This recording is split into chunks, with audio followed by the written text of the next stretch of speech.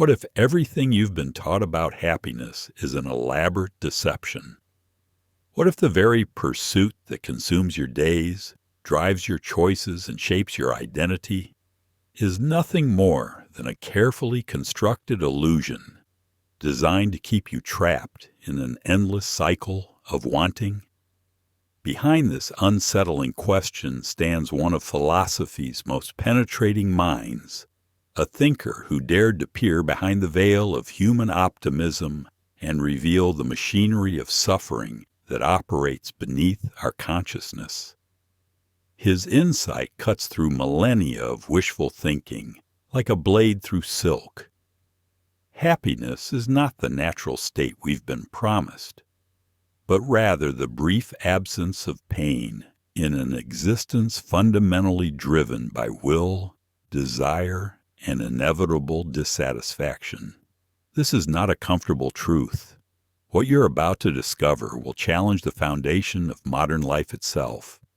The relentless pursuit of pleasure, the accumulation of experiences, the belief that fulfillment lies just beyond the next achievement.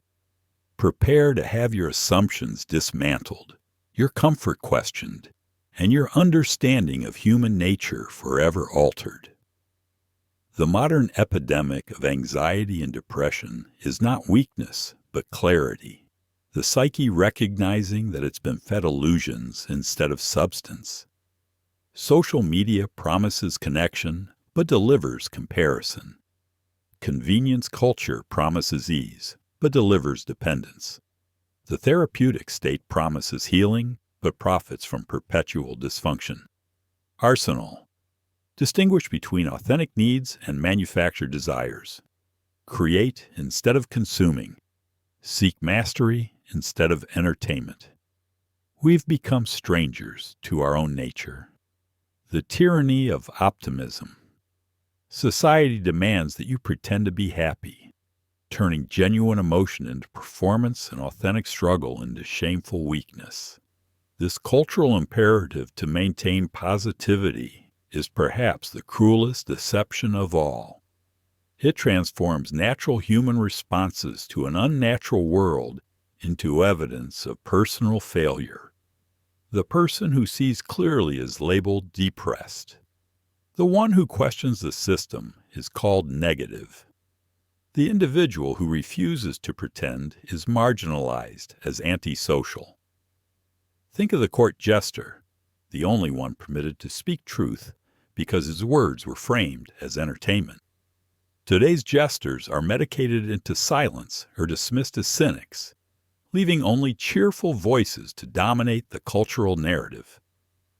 The principle of perpetual want human beings exists in a state of constant desire.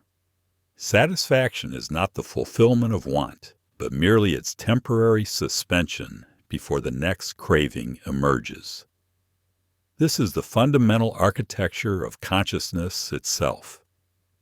We mistake the brief pause between desires for happiness, when in reality we're simply experiencing the eye of an endless storm. The human mind cannot exist in contentment, because contentment would mean the cessation of will, and will is the very engine of existence. Consider the ancient myth of Tantalus, condemned to eternal hunger with fruit always just beyond reach. This is not punishment, but revelation, a perfect mirror of the human condition. Every goal achieved merely reveals another goal. Every pleasure consumed creates the template for its own absence and the craving for its return.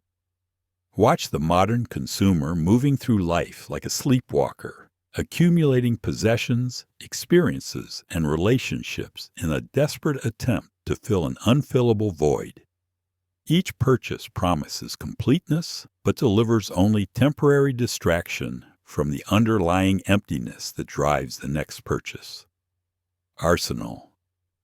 Recognize desire before it becomes craving. Question whether you want something or whether you've been programmed to want it. Pleasure is merely the shadow cast by pain. The illusion of progress. What we call progress is often regression disguised by complexity. Modern life has multiplied our sources of suffering while convincing us we're advancing toward happiness. The ancients faced clear, immediate threats: hunger, predators, the elements. Their suffering was authentic and their relief genuine. We face abstract anxieties, manufactured needs, and artificial deadlines that create the sensation of urgency without any real stakes. We've traded authentic pain for synthetic dissatisfaction. Picture a master craftsman of old, creating with his hands something that would last generations. His joy came from mastery, completion, and service to his community. Now observe the office worker, generating abstract value for distant shareholders, measuring success through metrics that change monthly, finding meaning in busy work that produces nothing tangible. Watch how quickly authentic conversation dies when someone expresses genuine dissatisfaction with life. The immediate response is not curiosity, but correction, therapy recommendations, gratitude exercises, toxic positivity that treats symptoms while protecting the system that creates them. Arsenal. Honor your authentic emotional responses. Refuse to perform happiness you don't feel. Find others who can handle truth without fixing it. A smile that hides despair is not kindness, but violence. You've now glimpsed the machinery behind the illusion, the perpetual want, the false progress, the tyranny of enforced optimism. But these are merely the surface deceptions. What lies beneath cuts deeper into the very structure of consciousness itself, revealing patterns so fundamental they've shaped civilization while remaining invisible to those within it. The knowledge you're about to encounter operates at the level of instinct and archetype. It cannot be unseen once revealed. The paradox of satisfied desire. The moment you achieve what you thought you wanted, you discover that wanting was more pleasurable than having. This is the cosmic joke embedded in consciousness itself. The anticipation of the meal surpasses the eating. The pursuit of love exceeds its possession. The climb toward the goal provides more vitality than reaching the summit. We are creatures designed to chase, not to catch. And catching reveals the emptiness of the chase itself. Consider the lottery winner whose life becomes a catalog of new problems, or the celebrity who achieves fame only to discover its hollow core. Their suffering appears ungrateful to outside observers, but it reveals the fundamental truth. Acquisition cannot fill the void that drives acquisition.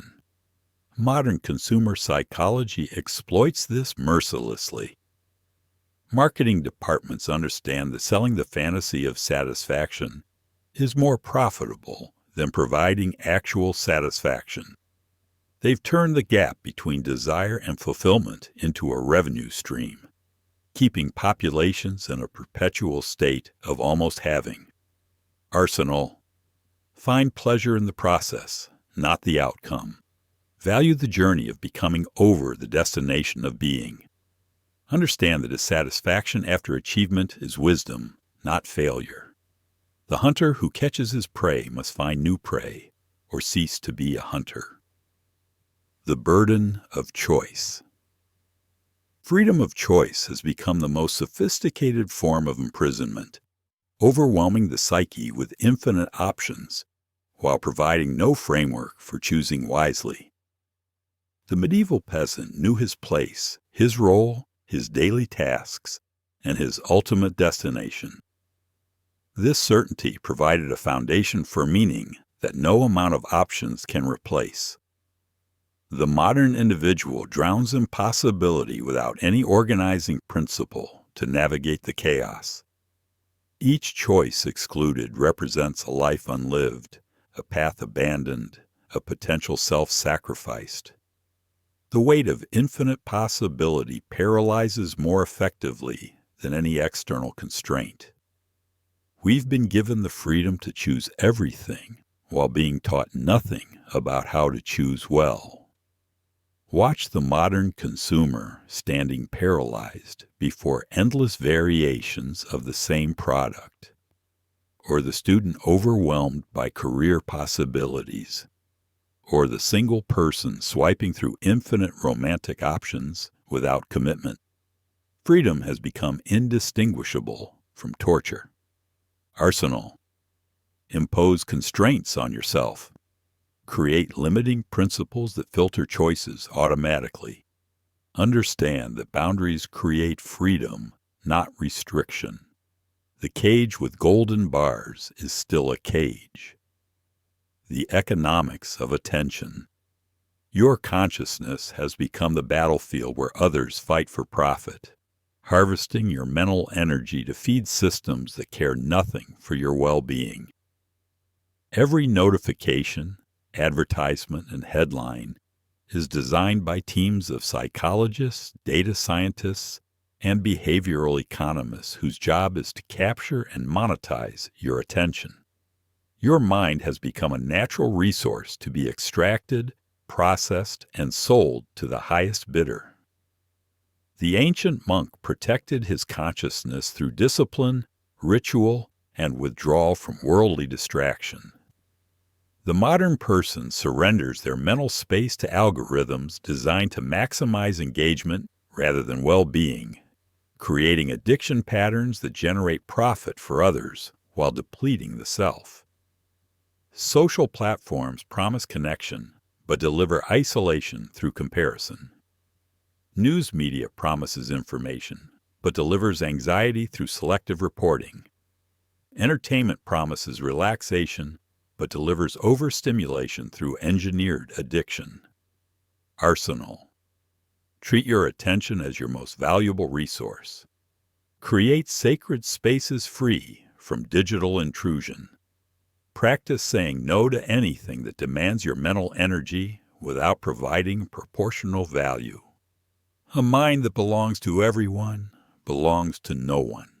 You have now witnessed the architecture of the grand deception, how happiness has been weaponized against you, transformed from a natural byproduct of meaningful living into a product to be endlessly pursued but never possessed.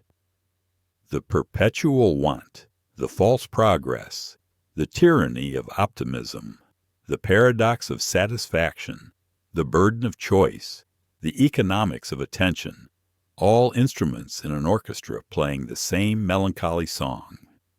But this knowledge is a double-edged blade. You cannot unsee what has been revealed, cannot return to the comfortable blindness of those still trapped in the pursuit. With clarity comes responsibility to yourself, to resist the programming that would reduce you to a consuming automaton, and to others, to embody an alternative to the madness that surrounds us. The philosopher who inspired this exploration understood that recognizing the illusion is the first step toward transcending it, not through pursuing happiness, but through accepting the fundamental nature of existence and finding meaning in the struggle itself, not through accumulation, but through letting go, not through optimism, but through clear-eyed acceptance of what is. This forbidden knowledge places you at a crossroads. You can use it to manipulate others, to profit from their illusions while maintaining your own clarity. But that path leads to the same emptiness you've just escaped. Or you can use it for what it was intended, as a mirror to see yourself clearly, as a tool to cultivate authentic satisfaction in a world drowning in artificial desires. The choice, as always, is yours. But now you choose with eyes wide open. Which of these insights has cut deepest into your understanding of yourself? Share in the comments below. Your revelation might be exactly what another soul needs to hear. Subscribe if you're prepared to explore more forbidden territories of human nature. And like this video if you believe this knowledge should reach others ready to question everything they've been told about the pursuit of happiness. The truth waits for no one, but it rewards those brave enough to seek it.